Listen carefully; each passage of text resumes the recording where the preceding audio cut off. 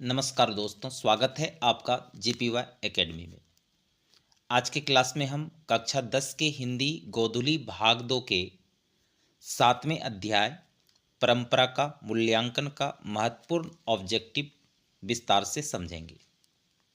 जैसा कि आपने पिछले वीडियो में इस पाठ का सारांश और प्रश्न उत्तर देखे और समझे, आज हम इस अध्याय के उन सवालों पर चर्चा करेंगे जो परीक्षा की दृष्टि से महत्वपूर्ण है।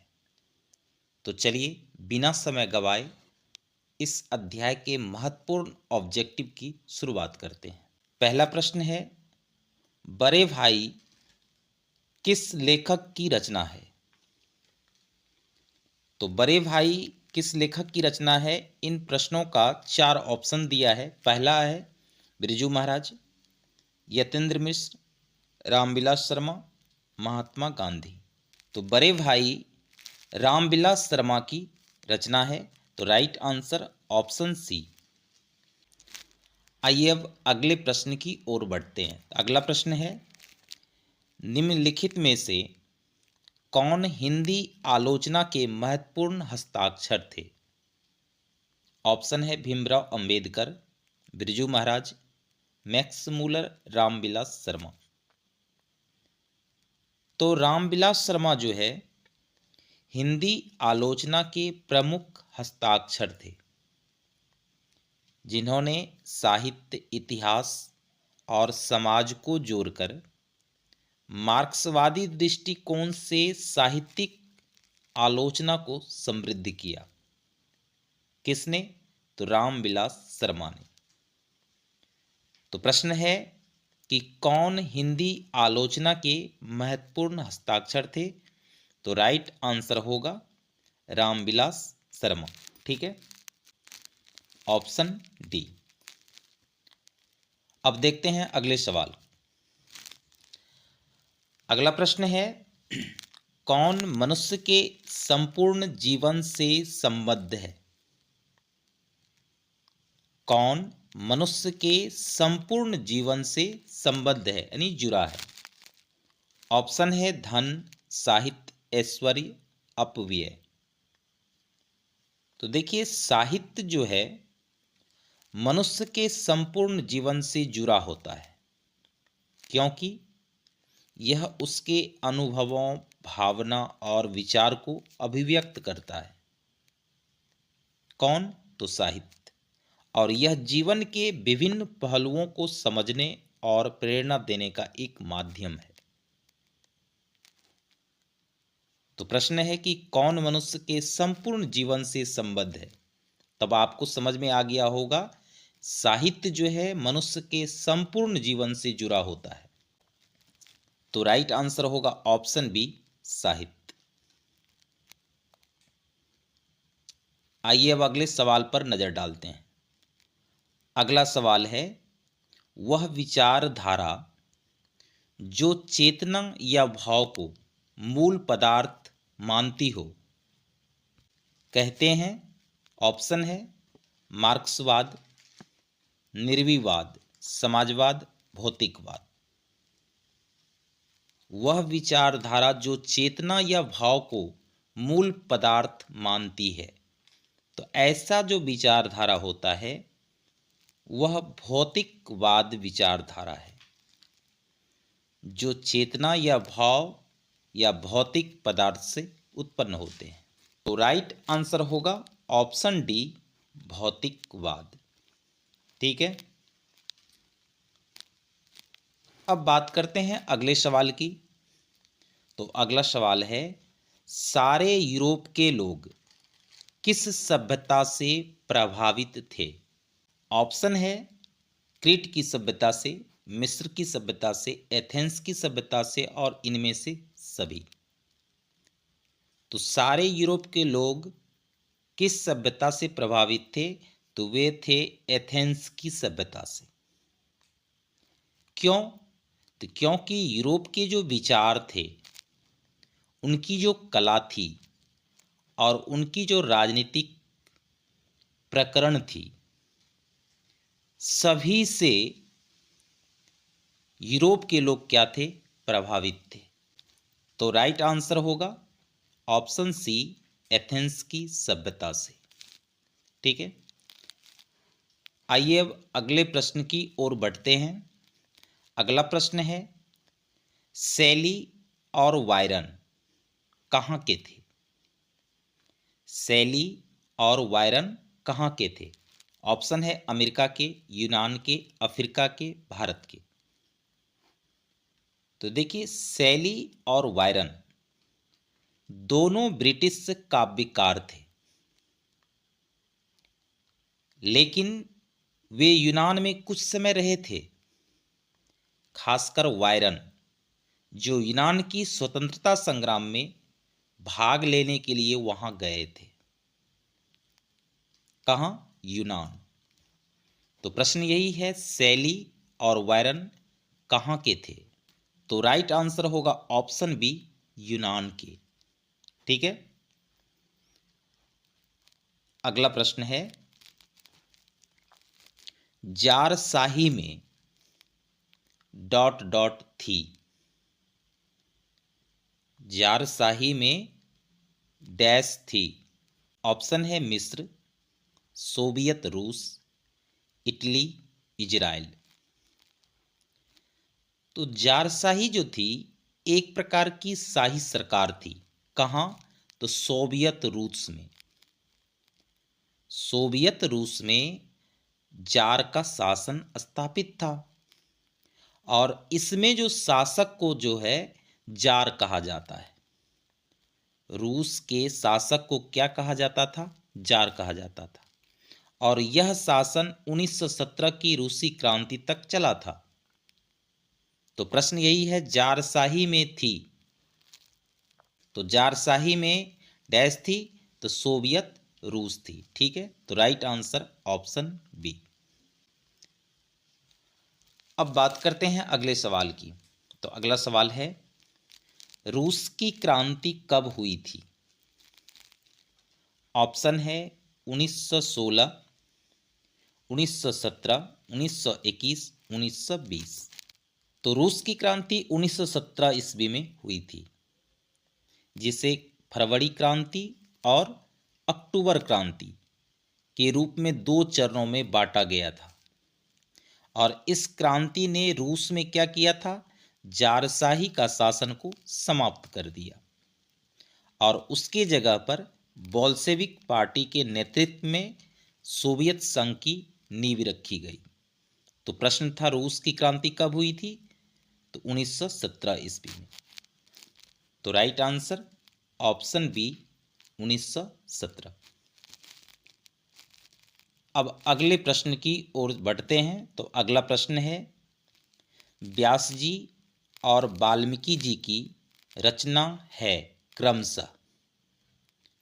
ऑप्शन है गीता, रामायण, उपनिषद, महाभारत, रामायण, महाभारत, महाभारत, रामायण। व्यास जी की रचना है महाभारत और वाल्मीकि जी की रचना है रामायण। तो राइट आंसर होगा ऑप्शन डी, महाभारत और रामायण। ठीक है, अगला प्रश्न है, परंपरा का मूल्यांकन किसकी पुस्तक है?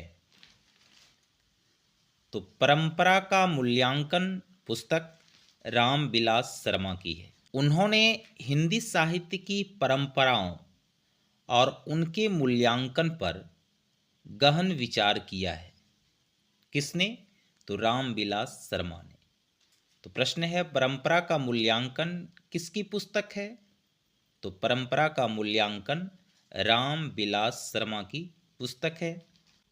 तो right answer option A, Ramvilas Sharma. अब देखते हैं अगले सवाल। तो अगला सवाल है, प्रगतिशील आलोचना का विकास होता है धर्म के ज्ञान से, साहित्य की परंपरा के ज्ञान से, कला के ज्ञान से और इतिहास के ज्ञान से। तो देखिए, इसमें जो है प्रगतिशील आलोचना का जो विकास होता है, इसमें समाज के सामाजिक और राजनीतिक बदलावों को ध्यान में रखते हुए साहित्य का मूल्यांकन किया जाता है। तो राइट आंसर क्या होगा? ऑप्शन बी, साहित्य की परंपरा के ज्ञान से। अब अगला प्रश्न है, लेखक रामविलास शर्मा कब से कब तक भारतीय प्रगतिशील लेखक संघ के महामंत्री रहे? ऑप्शन है 1948 से 1952, 1949 से 1953, 1950 से 1951 और 1947 से 1952। तो राइट आंसर होगा ऑप्शन बी, 1949 से 1953 ईस्वी तक लेखक रामविलास शर्मा भारतीय प्रगतिशील लेखक संघ के महामंत्री रहे। अगला प्रश्न है, साहित्य सापेक्ष रूप में क्या होता है? साहित्य सापेक्ष रूप में क्या होता है? तो साहित्य सापेक्ष रूप में स्वाधीन होता है, क्योंकि यह समाज, समय और स्थान से स्वतंत्र होकर अपनी स्वतंत्र विचारधारा और सृजनात्मक सृजन करने वाले को वह व्यक्त करता है। साहित्य, तो प्रश्न है, साहित्य सापेक्ष रूप में क्या होता है? स्वाधीन होता है, वह किसी के अधीन नहीं होता है। तो राइट आंसर होगा ऑप्शन डी, स्वाधीन। अब अगले प्रश्न की ओर चलते हैं। तो अगला प्रश्न है, एथेंस किस महादेश में है? एथेंस किस महादेश में है? तो एथेंस यूरोप महाद्वीप में स्थित ग्रीस की राजधानी है और यह पश्चिमी सभ्यता और लोकतंत्र का जन्म स्थान माना जाता है। एथेंस यूरोप महाद्वीप में स्थित ग्रीस की राजधानी है। तो प्रश्न है, एथेंस किस महादेश में है? तो यह है यूरोप महादेश में। तो right answer option A, Europe. अगला प्रश्न है, वायरन किस भाषा के कवि हैं? वायरन किस भाषा के कवि हैं? तो वायरन अंग्रेजी भाषा के प्रसिद्ध कवि थे। वायरन अंग्रेजी भाषा के प्रसिद्ध कवि थे और वे रोमांटिक युग के प्रमुख साहित्यकारों में एक थे।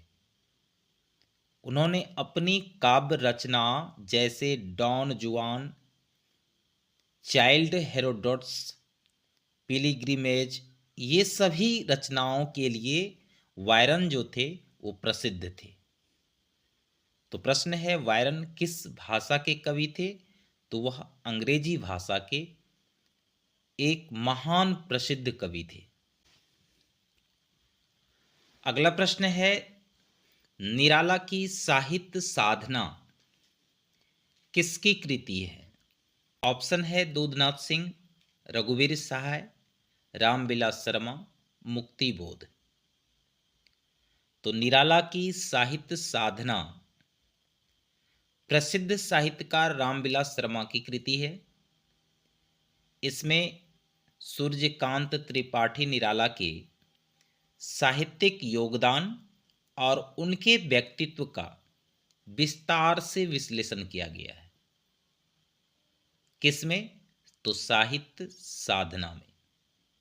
तो प्रश्न है, निराला की साहित्य साधना किसकी कृति है? तो right answer option C, Ramvilas Sharma. अब अगले प्रश्न की ओर बढ़ते हैं। तो अगला प्रश्न है, द्वंद्वात्मक भौतिकवाद मनुष्य की चेतना को आर्थिक संबंधों से प्रभावित मानते हुए उसकी स्वाधीनता स्वीकार करता है। यह पंक्ति किस शीर्षक पाठ की है? ऑप्शन है शिक्षा और संस्कृति, आवन्यू परंपरा का मूल्यांकन, नौबत खाने में इबादत। तो द्वंद्वात्मक भौतिकवाद मनुष्य की चेतना को आर्थिक संबंधों से प्रभावित मानते हुए उसकी स्वाधीनता स्वीकार करता है। यह पंक्ति परंपरा का मूल्यांकन पाठ से लिया गया है। राइट आंसर ऑप्शन सी, परंपरा का मूल्यांकन, इससे यह पंक्ति ली गई है। अगला प्रश्न है, दूसरों की नकल कर लिखा गया साहित्य कैसा होता है? दूसरों की नकल कर लिखा गया जो साहित्य होता है वह कैसा होता है? अधम होता है, नीच होता है।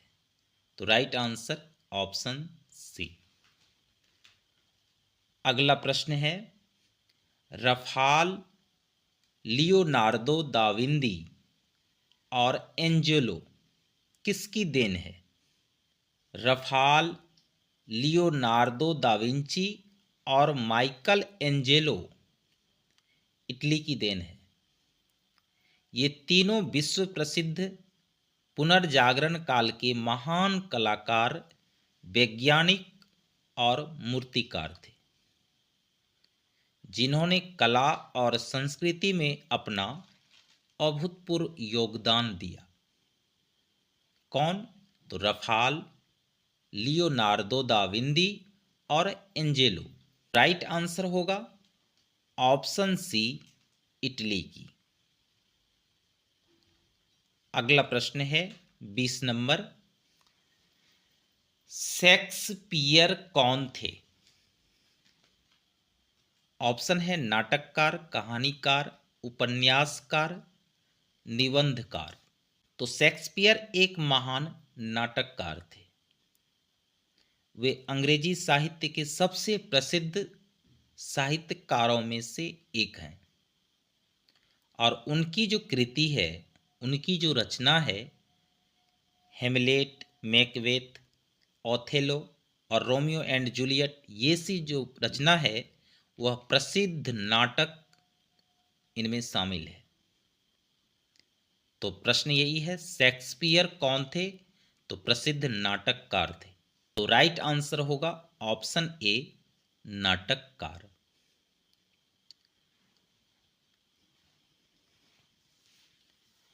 अगला प्रश्न है, निराला की साहित्य साधना कितने खंडों में रचित की गई है? तो निराला की जो साहित्य साधना रामविलास द्वारा रचित एक महत्वपूर्ण क्या है? कृति है। और यह कितने खंडों में रचित की गई है? तो यह 3 खंडों में रचना की गई है और तीनों खंडों में निराला के व्यक्तित्व और कृति का विस्तृत विश्लेषण किया गया है। तो प्रश्न है, निराला की साहित्य साधना कितने खंडों में रचित की गई है? तो 3 खंडों में रचित की गई है। आंसर होगा ऑप्शन बी, 3 खंडों में। अगला प्रश्न है, लेखक रामविलास शर्मा का जन्म कब हुआ? तो लेखक रामविलास शर्मा का जन्म 10 अक्टूबर 1912 को हुआ। तो राइट आंसर ऑप्शन ए। अगला प्रश्न है, लेखक रामविलास शर्मा का जन्म कहाँ हुआ? लेखक रामविलास शर्मा का जन्म कहाँ हुआ? तो लेखक रामविलास शर्मा का जन्म उच्च गांव के सानी में हुआ। ठीक है, तो राइट आंसर ऑप्शन सी। अब अगले प्रश्न की ओर चलते हैं। तो अगला प्रश्न है, प्रेमचंद और उनका युग किन की रचना है?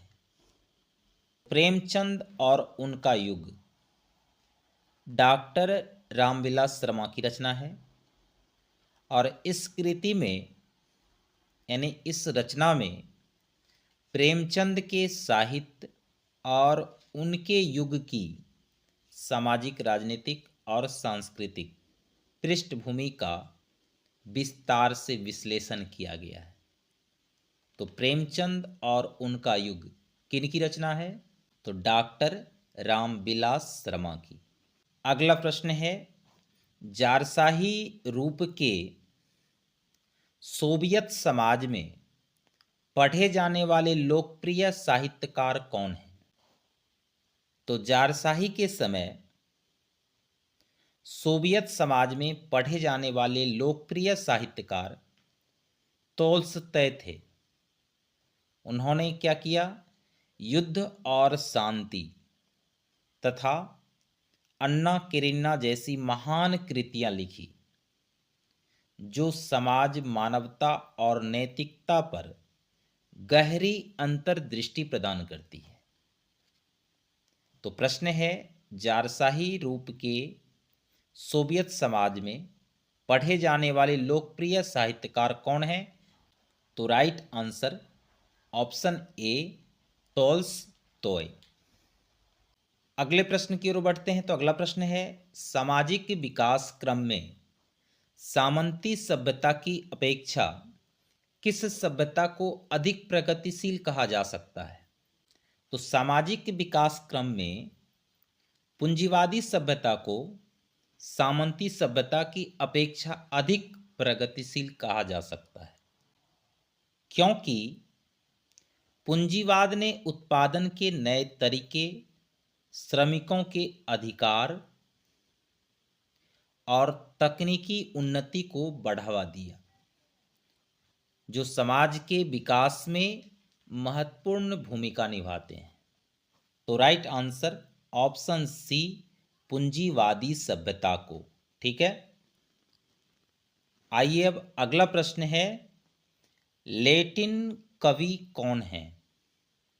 ऑप्शन है Virgil, Byron, Shakespeare, Rainer Maria Rilke. तो लैटिन कवि कौन है? तो वर्जिल एक प्रसिद्ध लैटिन कवि हैं। उन्होंने अपनी काव्य रचना में रोम की महानता और इतिहास को प्रस्तुत किया है, जिनमें उनका प्रमुख कार्य है एनिद, जो रोम के संस्थापक एनिस की कहानी पर आधारित है। तो प्रश्न है, लैटिन कवि कौन है? तो लैटिन कवि वर्जिल हैं। तो राइट आंसर ऑप्शन ए। अब अगला प्रश्न है 28 नंबर। प्रश्न है, तार सप्तक में कितने कवियों की कविताएं संग्रहित हैं? तो देखिए, तार सप्तक में 7 कवियों की कविताएं संग्रहित हैं और इस संकलन में कवि नरेंद्र शर्मा, श्री कृष्ण बिहारी मिश्र, सुमित्रानंदन पंत, महादेवी वर्मा, जयशंकर प्रसाद, बालकृष्ण शर्मा नवीन और रविंद्रनाथ ठाकुर, इन सभी की कविताएं शामिल है। किसमें? तो तार सप्तक में। तो राइट आंसर होगा ऑप्शन डी, 7 कवियों की कविताएं संग्रहित है। किसमें? तार सप्तक में। अब 29 नंबर प्रश्न है, अज्ञे ने तार सप्तक कब संपादित किया? अज्ञे ने तार सप्तक कब संपादित किया? तो अज्ञे ने तार सप्तक 1943 ईस्वी में संपादित किया। Right answer option B. अब 30 नंबर प्रश्न है, रामविलास शर्मा को किस कृति के लिए साहित्य अकादमी पुरस्कार प्राप्त हुआ? तो रामविलास शर्मा को निराला की साहित्य साधना के लिए साहित्य अकादमी पुरस्कार प्राप्त हुआ। राइट आंसर ऑप्शन सी।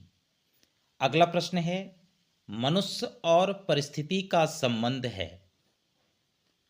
मनुष्य और परिस्थिति का संबंध है। तो ध्यान दीजिए छात्रों, मनुष्य और परिस्थिति का संबंध द्वंद्वात्मक है। इसका मतलब है मनुष्य और परिस्थिति एक दूसरे पर प्रभाव डालते हैं। परिस्थितियां मनुष्य के कार्यों और विकास को प्रभावित करती है और मनुष्य भी अपनी सोच, कार्यों और निर्णय के द्वारा परिस्थिति को बदलने की क्षमता रखता है। तो इस प्रकार मनुष्य और परिस्थिति का संबंध है एक द्वंद्वात्मक। तो राइट आंसर ऑप्शन डी। अब 32 नंबर प्रश्न है, भारतेंदु हरिश्चंद्र किसकी रचना है? ऑप्शन है हरिश्चंद्र की, गुणाकार मूले की, नलिल बिलोचन शर्मा की या डॉक्टर रामविलास शर्मा की। तो भारतेंदु हरिश्चंद्र जो रचना है वह डॉक्टर रामविलास शर्मा की है। Right answer option D. अब अगला प्रश्न है, डॉक्टर रामविलास शर्मा की मृत्यु कब और कहाँ हुई? तो लेखक रामविलास शर्मा की जो मृत्यु हुई थी वह दिल्ली में हुई थी। कब? तो 2000 ईस्वी में। तो right answer option B 2000 Delhi. अब 34 नंबर प्रश्न है, साहित्य की परंपरा का पूर्ण ज्ञान किस व्यवस्था में संभव है? तो देखिए, साहित्य की परंपरा का पूर्ण ज्ञान समाजवादी व्यवस्था में संभव है। क्यों संभव है? क्योंकि यह समाज के विभिन्न पहलुओं और संघर्षों को समझने का अवसर देती है। तो इस प्रकार राइट आंसर होगा ऑप्शन सी समाजवादी व्यवस्था। अब 35 नंबर प्रश्न है, परंपरा का ज्ञान किनके लिए आवश्यक है? तो परंपरा का ज्ञान उन लोगों के लिए आवश्यक है जो लकीर के फकीर न होकर क्रांतिकारी साहित्य की रचना करे। अर्थात ऑप्शन सी आपका राइट आंसर। अब 36 नंबर प्रश्न है, भारतीय की राष्ट्रीय क्षमता का पूर्ण विकास किस व्यवस्था में संभव है? भारत की जो राष्ट्रीय क्षमता का पूर्ण विकास समाजवादी व्यवस्था में ही संभव है, क्योंकि समाजवादी व्यवस्था में समानता, न्याय और सामाजिक उन्नति पर जोर दिया जाता है और इसमें प्रत्येक नागरिक की क्षमता का सही ढंग से विकास हो सकता है। तो इस प्रकार आपका राइट आंसर होगा ऑप्शन सी समाजवादी व्यवस्था। ठीक है। अब 37 नंबर प्रश्न है, भौतिकवाद का अर्थ भाग्यवाद नहीं है, किस निबंध की पंक्ति है?